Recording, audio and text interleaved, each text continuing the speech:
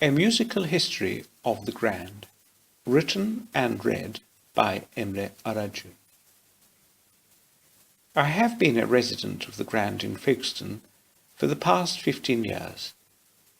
When I came to these shores for the first time in 1977 as a 7-year-old boy, all the way from Istanbul with my parents by car, to collect my brother, who was attending a summer course at the School of English Studies at Grimston Gardens, where I would also attend a course to learn English in the summer of 1984, little did I know that I would one day move to this country for my education, and after Edinburgh and Cambridge would eventually come and settle here as a freelance music historian and composer in search of lost sounds and faded elegance à la Proust. Little did I know also at the time that this grand building, befitting its name, which I chose to be my refuge to concentrate on my music and research, would also inspire me with long-forgotten stories from its own rich and glorious past. The Grand, a well-known Folkestone landmark, along with her elder sister the Metropole, has been dominating the upper end of the Leas since 1903, with a musical tradition like most grand hotels of the time, as evident in this photograph taken by Henry Bedford Lemire in May 1904, showing the old music room, a scene of many recitals and concerts. Within 70 years of that photograph being taken, however, all would change.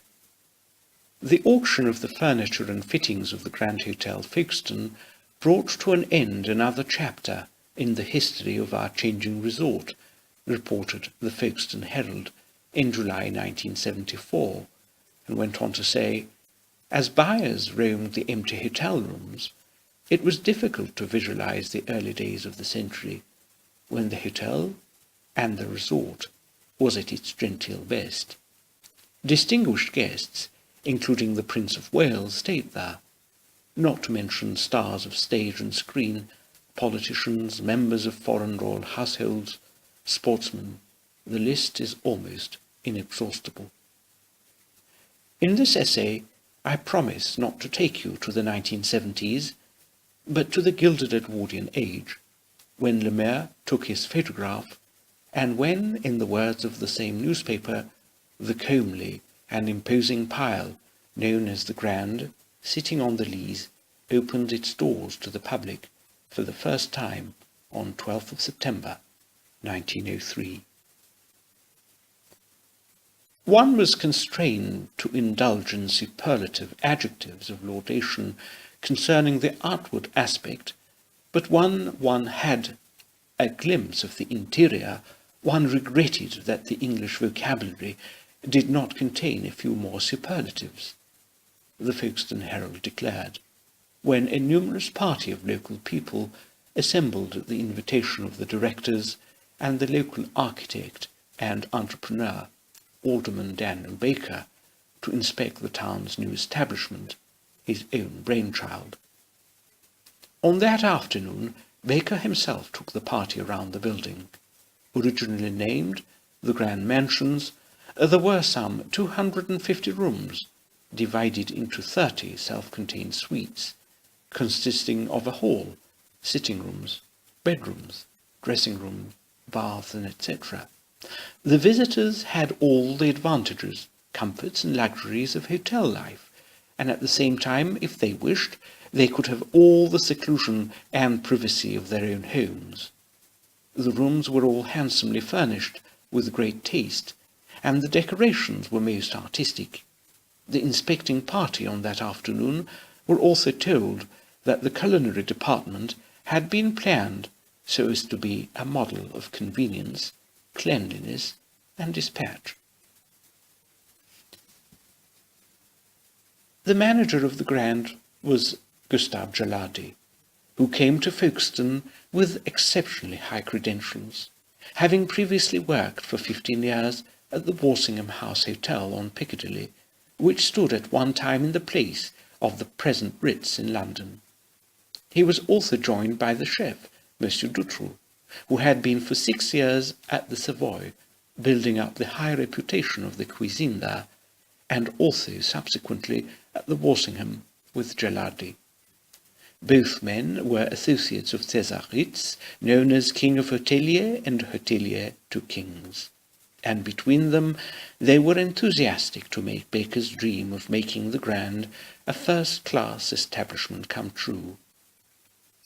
Fresh food and flowers were delivered from Harrods in London, and they were also joined by an army of smart liveried staff, who one day posed for a commemorative photograph outside the west entrance. Even their silver livery buttons had the crest of the Grand engraved, like the one I recently acquired, which after all those years managed to find its way onto eBay and then back to the Grand, which now bonds me even stronger to this charming old hotel.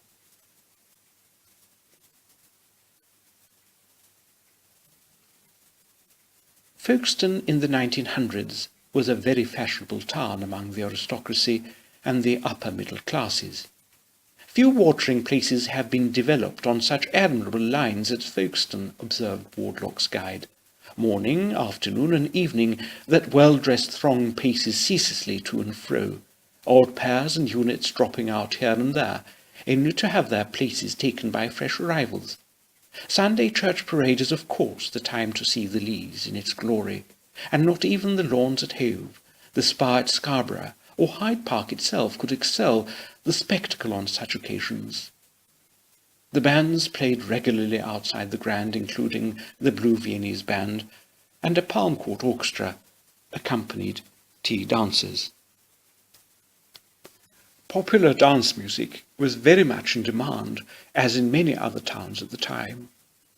The composer and organist, William Smallwood, a native of Kendal in Westmoreland, whose father was the local bandmaster, would remember his days in Folkestone in an aptly entitled waltz, Souvenir de Folkestone. I came across Smallwood's name for the first time whilst preparing an album of music about the Crimean War for a CD compilation over 10 years ago, which I recorded at St. John Smith Square in London. Smallwood's contribution was a Turkish war march, where he paraphrased the Ottoman national anthem, and which appeared in a beautifully illustrated edition with a map of Ottoman Turkey on its cover. I brought the original score to the Grand when I moved here.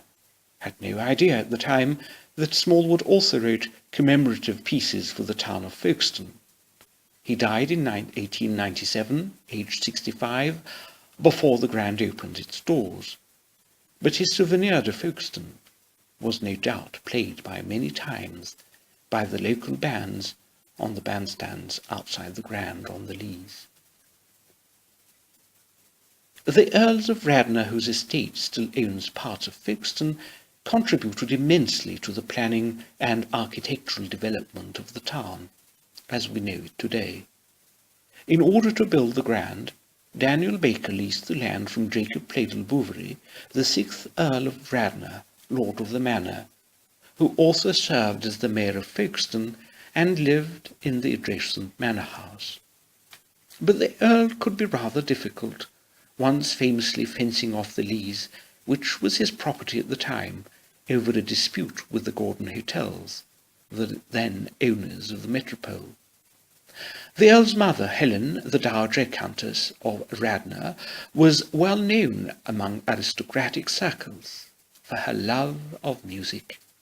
She divided her time between London, Venice, and the family seat, Longford Castle near Salisbury, and occasionally stayed at the Grand during visits to Folkestone. In her autobiography entitled From a Great-Grandmother's Armchair, published in 1929, she recorded being driven down to Folkestone in September 1913 and staying at the Grand Hotel, where I spent a quiet and restful time taking drives regularly. The writer E.F. Benson, who too must have been a visitor to the Grand, gives this wonderful portrait of Lady Radnor in his memoirs, As We Were. She was really musical in the sense that music was to her not merely a pleasure, but a need. She had a soprano voice of remarkable beauty and power, which she preserved, owing to the excellent training which it had received till late in life, and it was of a quality when it was at its prime, which would undoubtedly have placed her high in the ranks of professional singers.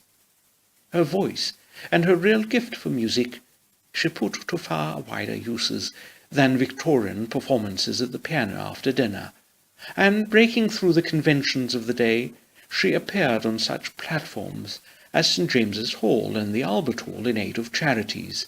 Then, too, she organised a string band of girls, daughters chiefly of friends and relations, to which she added a chorus of women's voices, and from 1881 for 15 years, first as Lady Folkestone and then as Lady Radnor, she gave annual public concerts in St. James's Hall, training her band and voices herself, and herself conducting. The scheme, with all the work and organisation it implied, was completely her own, and in the early 80s it was, for a woman in her position, revolutionary of the current Victorian conventions to a degree which it is now almost impossible to grasp, and for any woman at any time a remarkable achievement. The performers were all of her own class of life. The women appeared in their best gowns and jewels, and the concerts were of high artistic merit. For one of the last of the series, when her singers had grown into a choir of 120 voices, and her band numbered over 80 instruments, Sir Hubert Parry wrote his suite for strings in F major, the most English and melodious of all his compositions, which confirms his direct musical descent from Purcell.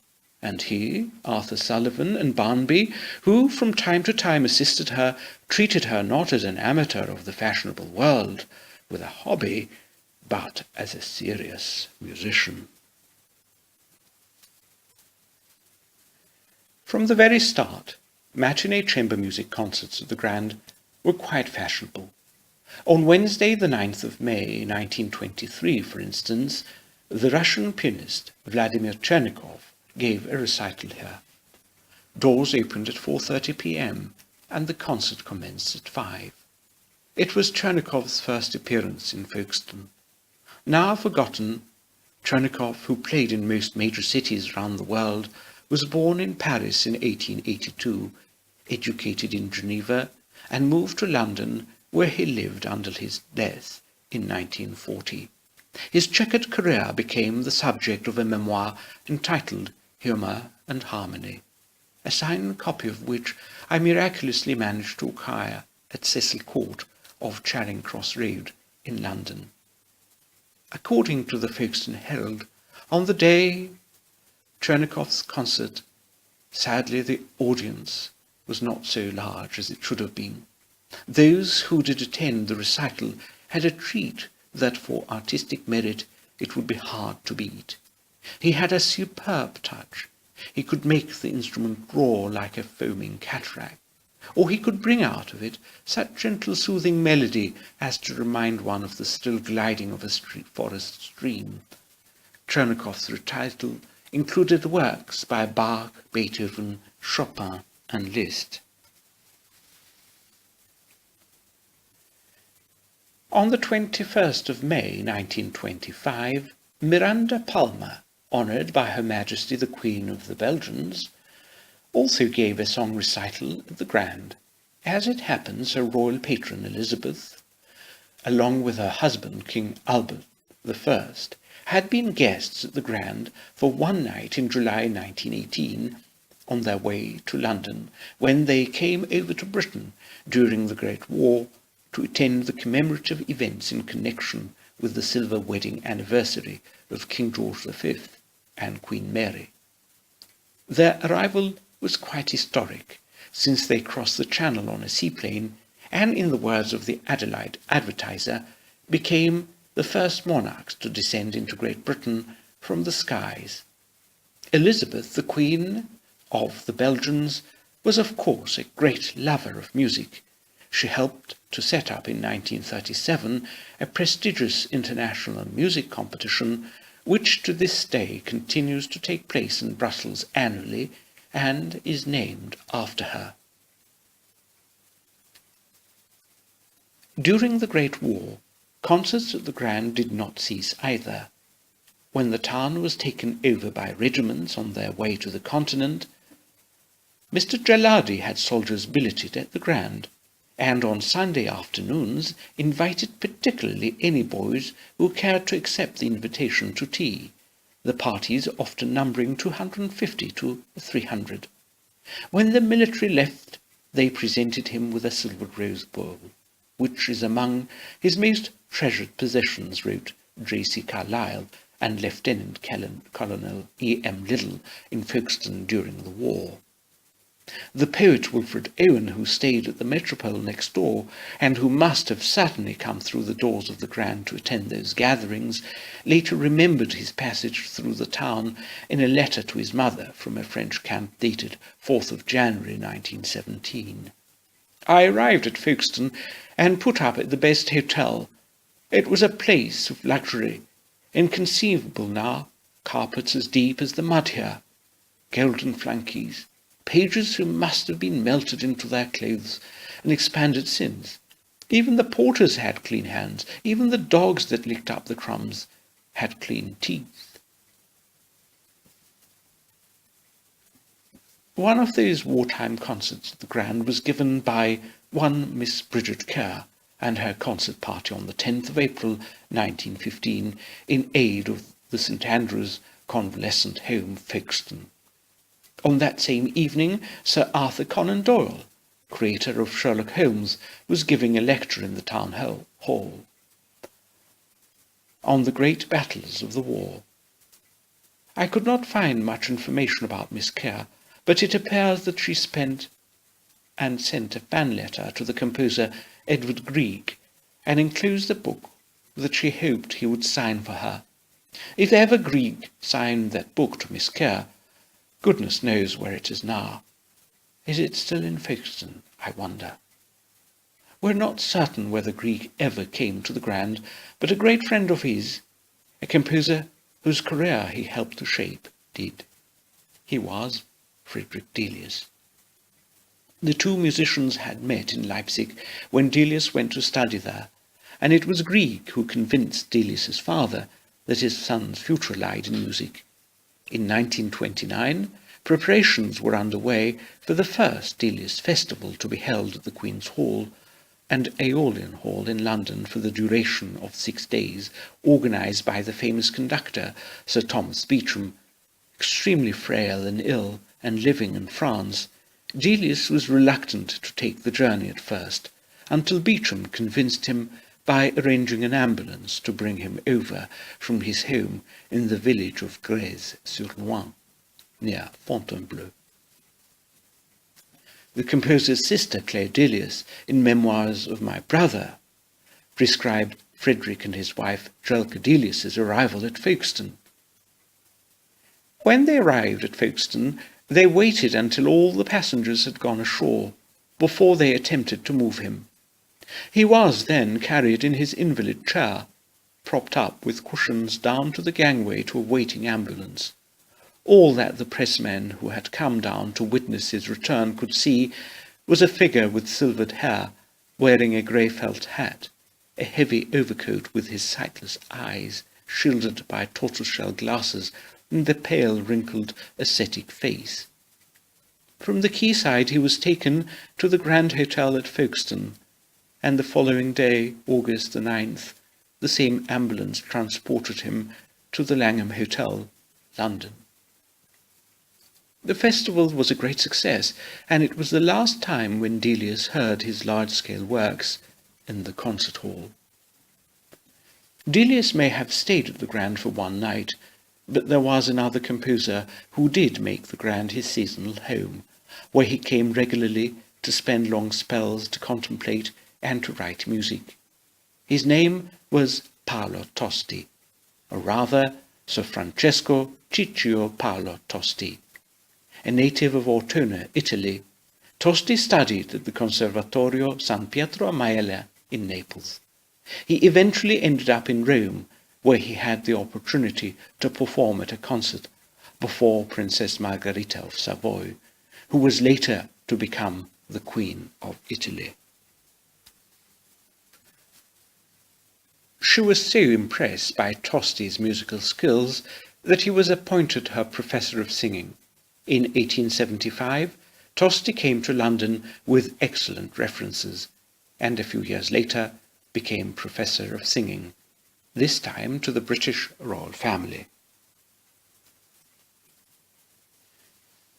His romantic songs had already become favourites in fashionable salons, and by 1885 he was the most popular song composer in England.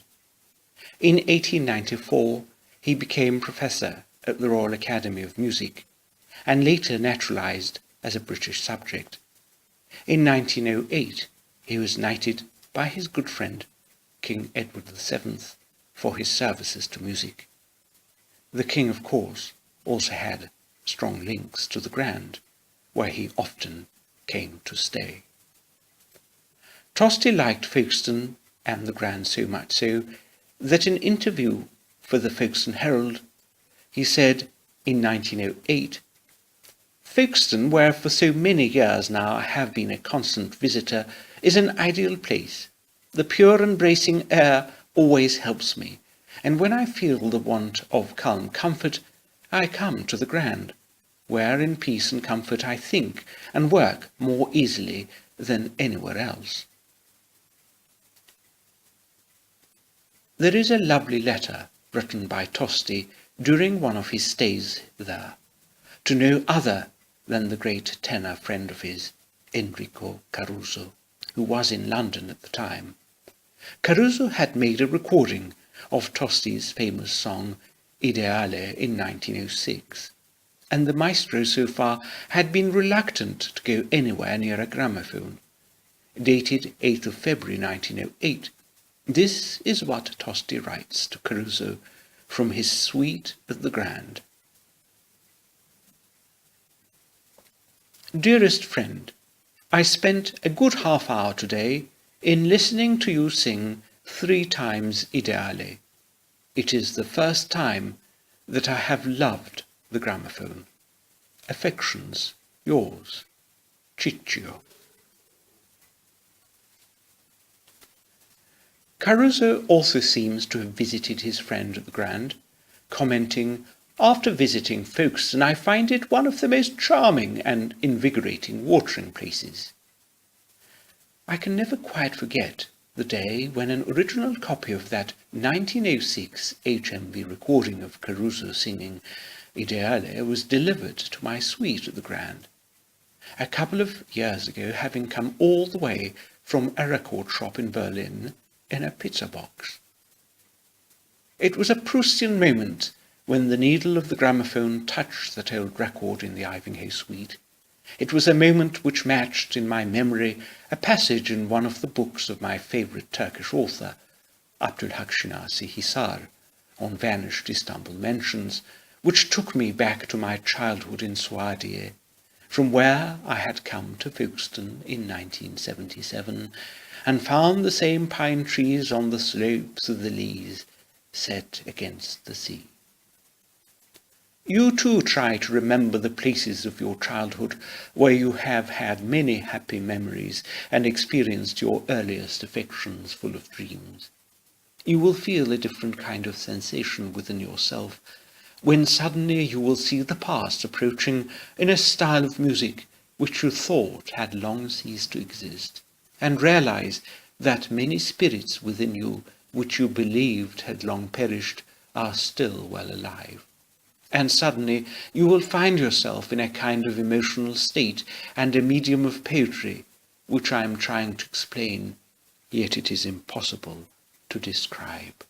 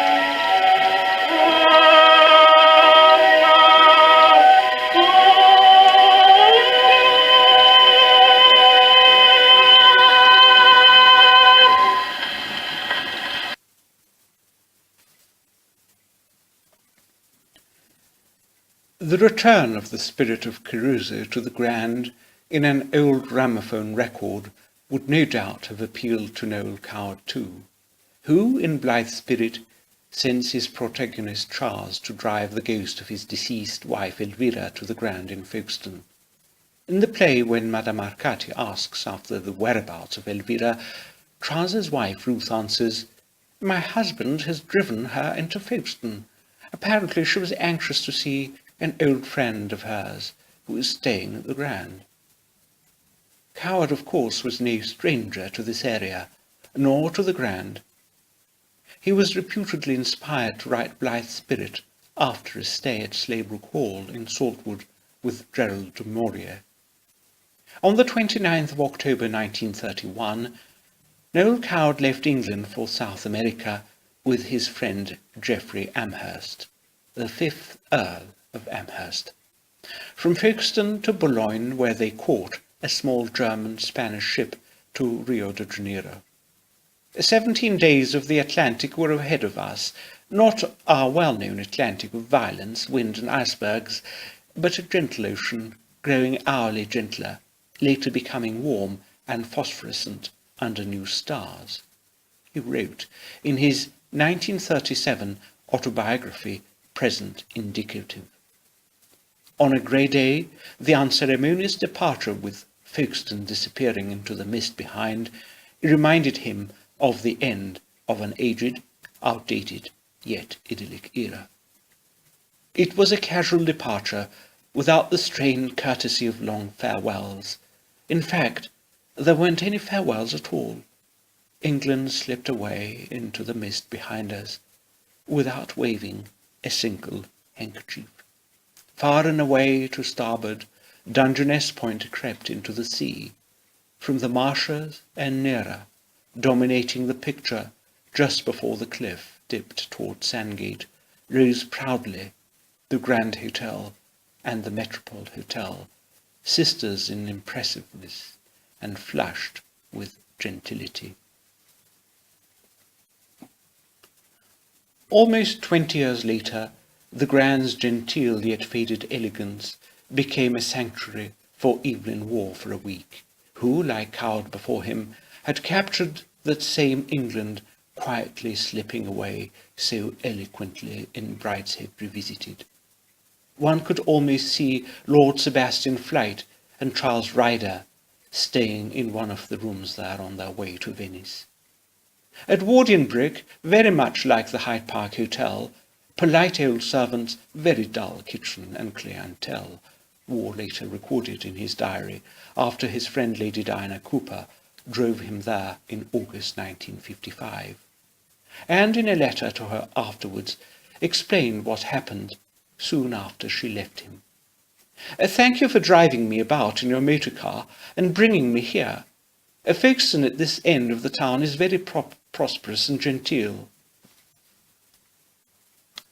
They showed me into a fine suite containing a grand piano, and I thought, well, baby can't say I'm being rooked at 5 guineas for all this.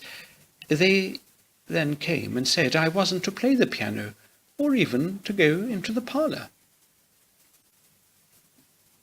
Folkestone used to host a prestigious musical festival at the Leas Cliff Hall in the early 1930s, inaugurated and arranged by Eldridge Newman, who was musical director to the borough of Folkestone, under the distinguished patronage of the mayor and the mayoress of the town, Alderman and Mrs. A. Castle, the Earl of Shaftesbury, the Earl of Radnor, and Sir Philip Sassoon.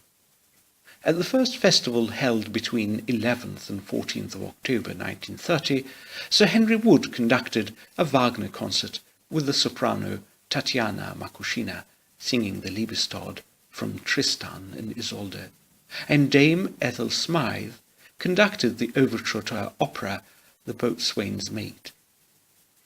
To inaugurate the second annual festival in 1931, the Mayor and the Corporation of Folkestone entertained Sir Henry Wood at a luncheon at the Grand on Wednesday, the 7th of October.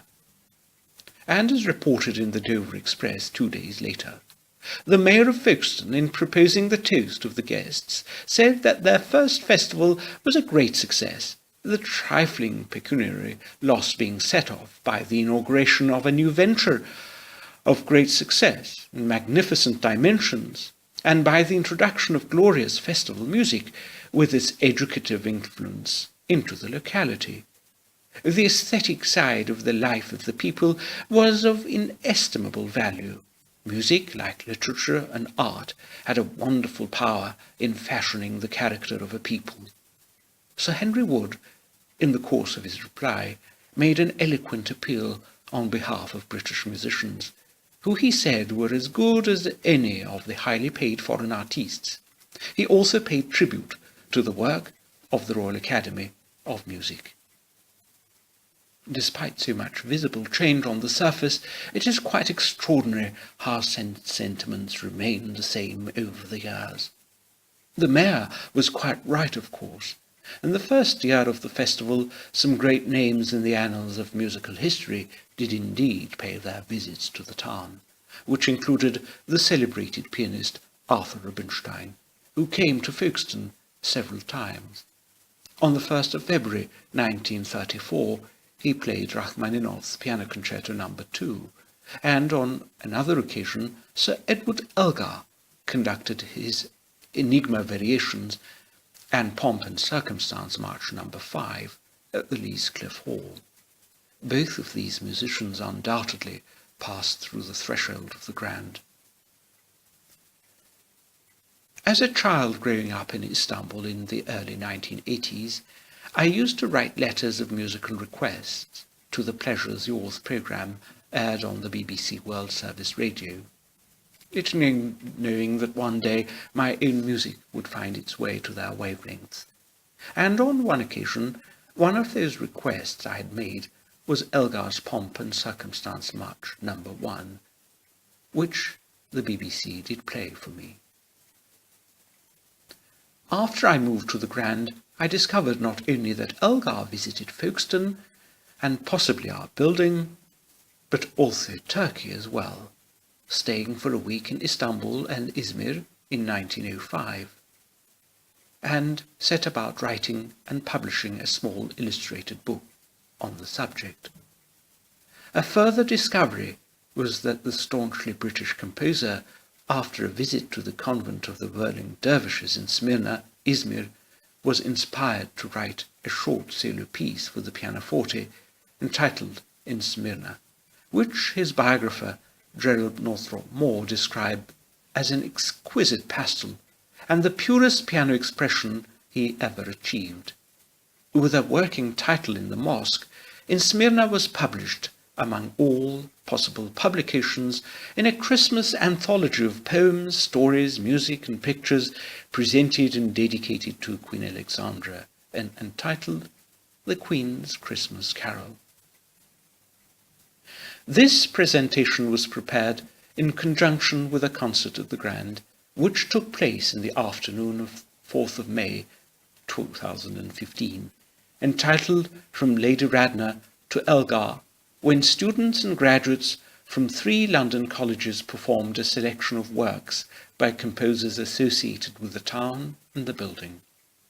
The performers were Tolga Atalay Un, a first-year piano student at the Royal College of Music, Mevlan Mejid, a third-year violin student at the Guildhall School of Music, cellist Hüseyin Gündoğdu, and pianist Panaretos Kriatsidis, both graduates of the Trinity College of Music.